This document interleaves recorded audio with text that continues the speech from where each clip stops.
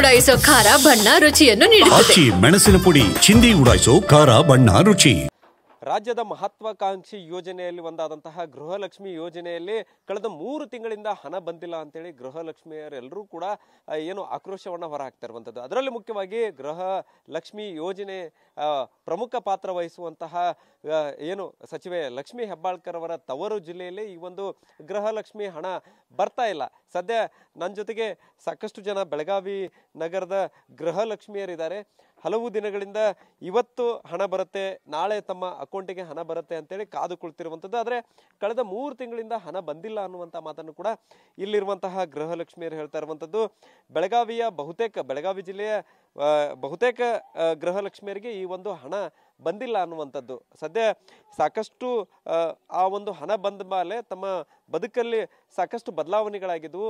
ಆ ಒಂದು 2,000 ರೂಪಾಯಿ ತಿಂಗಳಿಗೆ ಏನು ಬರುತ್ತೆ ಅದರ ಮೇಲೆ ಕುಟುಂಬ ನಡೆಸುವಂಥದ್ದನ್ನು ಕೂಡ ಮಹಿಳೆಯರು ಮಾಡ್ತಾ ಬರ್ತಾ ಇದ್ರು. ಆದರೆ ಕಳೆದ 3 ತಿಂಗಳಿಂದ ಏಕಾಏಕಿ ಹಣ ಬಾರದ ಕಾರಣ ಸರ್ಕಾರ ಯಾವಾಗ ಹಣ ಹಾಕುತ್ತೆ ಅನ್ನುವಂಥ ಪ್ರಶ್ನೆಗಳನ್ನು ಕೂಡ ಈಗಾಗಲೇ ಇಲ್ಲಿರುವಂತಹ ಮಹಿಳೆಯರು ಮಾಡ್ತಾ ಇರುವಂಥದ್ದು. ನಮ್ಮ ಜೊತೆಗೆ ಇಲ್ಲಿ ಸ್ಥಳೀಯ ಮಹಿಳೆಯರಿದ್ದಾರೆ, ಅವ್ರನ್ನ ಮಾತಾಡ್ತೇನೆ. ಎಷ್ಟು ದಿನಗಳಿಂದ ಹಣ ಬಂದಿಲ್ಲ ಅಂತೇಳಿ ಅವರಿಂದ ಕೇಳ್ತೇನೆ. ಅಮ್ಮ, ಎಷ್ಟು ದಿನ ಆಯ್ತಾ ಹಣ ಬರೋದು? 2-3 ತಿಂಗಳಾತ್ರಿ ಹಣನ ಬಂದಿಲ್ಲ. ಕೆಲವೊಂದು ಮಂದಿಲ್ಲ ಬಂದು ನಮ್ಮ ಮನೆಗೆ ಬಂದು ಕೇಳ್ತಾರೆ ಇನ್ನೂ ಬಂದಿಲ್ಲ ಅಂತ. ಅಂದ್ರೆ ಕೆಲವೊಂದು ಮಂದಿಗೆ ಓದಾಕೆ ಬರೋಕೆ ಬರೋದಿಲ್ಲ. ಇಲ್ಲಿ ಎಲ್ಲರಿಗೂ ಶಾನ್ಯಾರನೇ ಇಲ್ಲ. ಇದು ಆಸರೆ ಕಾಲನಿ ಆಗಿರೋದ್ರಿಂದ ಇಲ್ಲಿ ಬಡ ಜನ ಭಾಳ ಅದಾರು.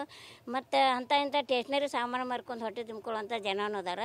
ಹೀಗಾಗಿ ಮನೆ ಕೆಲ್ಸಕ್ಕೆ ಹೋಗಲಿಲ್ಲ ಅಂದ್ರೆ ಅವ್ರು ಹೊಟ್ಟೆ ತುಂಬಂಗಿಲ್ಲ. ಎಲ್ಲರೂ ಮನೆ ಬಾಂಡೆ ತಿಕ್ಕಾಕ ಅರಿವು ಹೋಗ್ಯಾಕ ಹಿಂಗೆ ಎಲ್ಲರೂ ಮನೆಗೆ ಹೋಗ್ತಾರೆ. ಹೋಗಿ ಬಂದು ಅದ್ರೊಳಗೆ ಜೀವನ ನಡೆಸ್ತಾಯಿದ್ರು. ಅದ್ರಾಗ ಇದೊಂದು ಗೃಹಲಕ್ಷ್ಮಿ ಹಣ ಬರ್ತೈತೆ ಅಂತೇಳಿ ಭಾಳ ದಿವಸದಿಂದ ಕಾಯ್ತಾರೋ. ಆದ್ರೆ 3 ತಿಂಗಳಿಂದ ಗೃಹಲಕ್ಷ್ಮಿ ಹಣನ ಸಿದ್ದರಾಮಯ್ಯನವ್ರು ಹಾಕಿಲ್ಲ. ಅದರ ಕೊಟ್ಟ ಮಾತಿಗೆ ತಪ್ಪು ನಡ್ಕೊಬಾರ್ದಾಗಿತ್ತು. ಯಾಕೆ ಅವ್ರು ತಪ್ಪು ನಡ್ಕೊಳತ್ತಾರ ಅದು ಗೊತ್ತಿಲ್ಲ. ಮತ್ತು ಇಲೆಕ್ಷನ್ದಾಗ ಆರಿಸಿ ಬರ್ಬೇಕಂದ್ರೆ ಏನೇನೋ ನೂರಾರು ಆಶ್ವಾಸನೆಗಳನ್ನ ಕೊಡ್ತಾರೆ. ಆದರೆ ಆರಿಸಿ ಬಂದ ಮೇಲೆ ಕುರ್ಚಿ ಮೇಲೆ ಕುಂತ ಮೇಲೆ ಆಶ್ವಾಸನೆಗಳೆಲ್ಲ ಮಾಯಾಗೆ ಹೋಗ್ಬಿಡ್ತಾವೆ.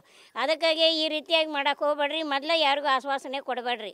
ದಯವಿಟ್ಟು ಆಸೆ ತೋರಿಸಿ ಕೊಟ್ಟಂಗೆ ಮಾಡೋದು, ಕಸ್ಕೊಂಡಂಗೆ ಮಾಡೋದು, ಈ ರೀತಿ ಮಾಡೋದು ಅದರ ನೀವು ರಾಜಕಾರಣಿಗಳ ರಾಜೀನಾಮೆ ಕೊಟ್ಟು ಮನ್ಯಾಗ ಕುಂಡ್ರಿ, ನಮ್ಗೆ ರಾಷ್ಟ್ರಪತಿ ಆಡಳಿತ ಜಾರಿ ಮಾಡ್ರಿ ಅಂತ ನಾ ಹೇಳಲಿಕ್ಕೆ ಇಷ್ಟಪಡ್ತೀನಿ.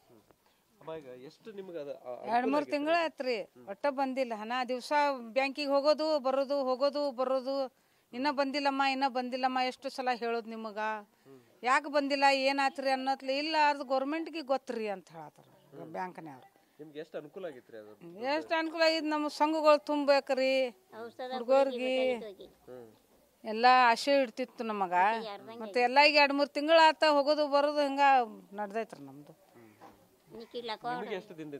ನಮ್ದು 3 ತಿಂಗಳಿಂದ ಆತ್ರಿ. ಅದ ಅನುಕೂಲ ಆಗೈತ್ರಿ. ನಾನು ಒಂದು 7 ಆಪ್ರೇಷನ್ ಆಗಿದಾವ್ರಿ. ಅದ ಗುಳಿಗೆ ಪಳಿಗೆ ತಿಂಗಳಿಗೆ 3,000 ರೂಪಾಯಿದ ಗುಳಿಗೆ ಬೇಕ್ರಿ ನನಗೆ. ಅದ ಬಂದಿಂದ ಬಂದಿಟ್ಟು ಮತ್ತು 1,000 ರೂಪಾಯಿ ಹಾಕಿ 2,000 ರೂಪಾಯಿ 3,000 ರೂಪಾಯಿ ಗುಳಿಗೆ ಅವನ್ನೆಲ್ಲ ತರ್ತೀನಿ ರೀ. ಈಗ 3 ತಿಂಗಳು ಆತ್ರಿ ಒಟ್ಟ ಏನು ಬಂದೇ ಇರ್ರಿ ಸರ್.